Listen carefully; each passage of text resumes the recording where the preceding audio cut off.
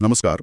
पिछले कह सकते हैं 24 से 72 घंटों में भारत अमेरिका रूस रिश्तों में एक बड़ा मोड़ आया है। हाँ बिल्कुल। राष्ट्रपति ट्रंप का एक सोशल मीडिया पोस्ट और फिर भारत का जवाब, चीजें काफी तेजी से बदली हैं। हाँ, उसी पोस्ट ने तनाव को अचानक बहुत ज्यादा बढ़ा दिया और भारत ने जो जवाब दिया है वो शायद दशकों में सबसे मुखर है। सही कहा। आज हम इसी हालिया घटनाक्रम की तह तक जाएंगे, खासतौर पर ये जो रूसी तेल खरीदने पर अमेरिकी दबाव बना और भारत की जो सख्त प्रतिक्रिया रही उस पर फोकस करेंगे। ठीक है, हमारे पास कुछ हालिया रिपोर्ट्स हैं, आधिकारिक बयान भी हैं। हाँ, उन्हीं के आधार पर ये पूरी चर्चा होगी। तो कोशिश यही रहेगी कि समझें कि ये हुआ क्या, भारत की स्ट्रेटेजी क्या थी, ये जो पश्चिमी पाखंड के आरोप लगे वो क्या हैं और आगे इसके क्या असर हो सकते हैं। बिल्कुल। तो शुरुआत कहाँ से करें? ये 4 अगस्त वाले पोस्ट से? हाँ, वहीं से बात शुरू होती है। 4 अगस्त को राष्ट्रपति ट्रंप का वो सोशल मीडिया पोस्ट आया जिसे काफी विस्फोटक माना जा रहा है। उसमें भारत पर सीधा आरोप था कि भारी मात्रा में रूसी तेल खरीद रहा है, फिर उसे मुनाफे पर बेच रहा है। और यूक्रेन में मौतों का जिक्र करते हुए टैरिफ बढ़ाने की धमकी भी दी। हाँ, सीधे सीधे कहा कि अमेरिका को दिए जाने वाले टैरिफ में पर्याप्त वृद्धि की जाएगी।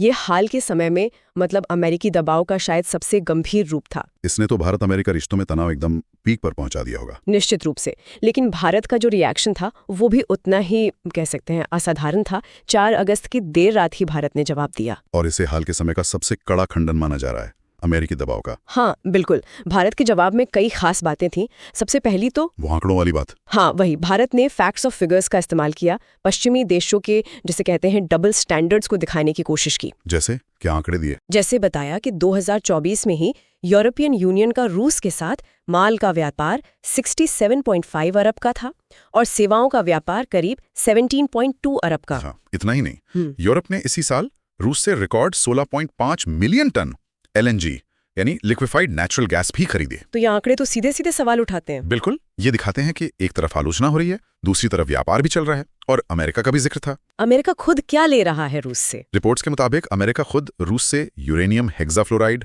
पैलेडियम, उर्वरक ऐसी चीजें मंगा रहा है। तो भारत का मेन तर्क यही था कि भाई जो देश हमारी आलोचना कर रहे हैं वो खुद रूस के साथ बड़े पैमाने पर व्यापार कर रहे हैं और शायद ये व्यापार उनकी कोई बहुत बड़ी मजबूरी भी ना हो। भारत ने जवाब में इतिहास का भी हवाला दिया है ना, कि पहले अमेरिका ने ही प्रोत्साहित किया था। हाँ, ये बड़ा इंटरेस्टिंग पॉइंट था। भारत ने याद दिलाया कि जब यूक्रेन संघर्ष शुरू हुआ था तब अमेरिका ने ही कहा था कि भारत रूसी तेल खरीदें ताकि वैश्विक ऊर्जा बाजार स्थिर रहे। अच्छा, तो ये तो अमेरिका को काफी अजीब स्थिति में डालता है। हाँ, एक तरह से पाखंडी या अविश्वसनीय साथी के तौर पर दिखाता है। और साथ ही भारत ने बहुत साफ कहा कि किसी भी बड़ी अर्थव्यवस्था की तरह भारत अपने राष्ट्रीय हितों और आर्थिक सुरक्षा के लिए सभी जरूरी कदम उठाएगा। ये अपनी सॉवरेनिटी का एक मजबूत दावा है। बिल्कुल, एकदम स्पष्ट संदेश। और इसी माहौल में आज NSA अजीत डोभाल मॉस्को पहुंच गए। विदेश मंत्री की यात्रा भी प्लान्ड है अगस्त में। हाँ, आज 5 अगस्त है और डोभाल मॉस्को में है और विदेश मंत्री S जयशंकर शायद मध्य अगस्त में जाएंगे। तो क्या ये सीधे सीधे अमेरिकी दबाव को नजरअंदाज करना है? इसे रूस के साथ रिश्ते मजबूत करने का एक बहुत साफ संकेत तो माना ही जा सकता है। दबाव के बीच ये यात्राएं हो रही हैं। इन यात्राओं का एजेंडा क्या हो सकता है? काफी कुछ है। रिपोर्ट्स के अनुसार S-400 मिसाइल सिस्टम की डिलीवरी तेज करना, Su-57 फाइटर जेट्स जैसे और हथियार खरीदने की बात, अफगानिस्तान और आतंकवाद पर रीजनल कोऑर्डिनेशन, लंबे समय के एनर्जी एग्रीमेंट्स, आर्कटिक का जो नॉर्दर्न सी रूट है, हाँ वो नया शिपिंग रूट, हाँ उसमें भारत की भागीदारी और न्यूक्लियर कोऑपरेशन, ये सब एजेंडे में हो सकता है। और शायद राष्ट्रपति पुतिन का जो भारत दौरा होने वाला है उसकी तैयारी भी। अच्छा, इस सब का आर्थिक असर क्या हुआ? बाजार कैसे रिएक्ट कर रहे हैं? 5 अगस्त को आज शेयर बाजार, निफ्टी, सेंसेक्स थोड़े गिरे। रुपया भी डॉलर के मुकाबले रिकॉर्ड नीचे गया। लेकिन क्या बहुत ज्यादा गिरावट आई? नहीं, बहुत ज्यादा नहीं। कुल मिलाकर बाजार ठीक ठाक स्थिर ही रहा। पर हाँ, कुछ एनालिस्ट कह रहे हैं कि अगर अमेरिका ने टैरिफ वाकई बढ़ा दिए तो उससे फिस्कल ईयर 2026 की ग्रोथ पर असर पड़ सकता है। सरकार का ऑफिशियल स्टैंड क्या है इस पर? संसद में कुछ कहा गया? हाँ, वाणिज्य मंत्री पीयूष गोयल ने संसद में भारत का रुख साफ किया।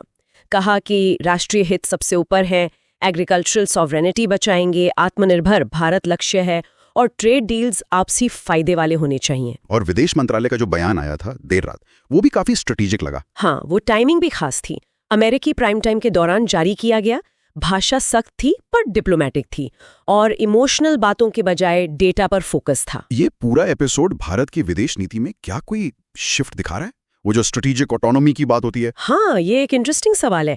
ऐसा लग रहा है कि ये पुरानी स्ट्रेटेजिक ऑटोनॉमी मतलब सिर्फ बैलेंस बनाने वाली नीति से हटकर एक नई स्ट्रेटेजिक ऑटोनॉमी की तरफ इशारा है। इसका मतलब अब भारत शायद सिर्फ बैलेंस नहीं बना रहा, बल्कि बाहरी दबाव का एक्टिवली विरोध करते हुए अपनी पार्टनरशिप्स को और मजबूत कर रहा है।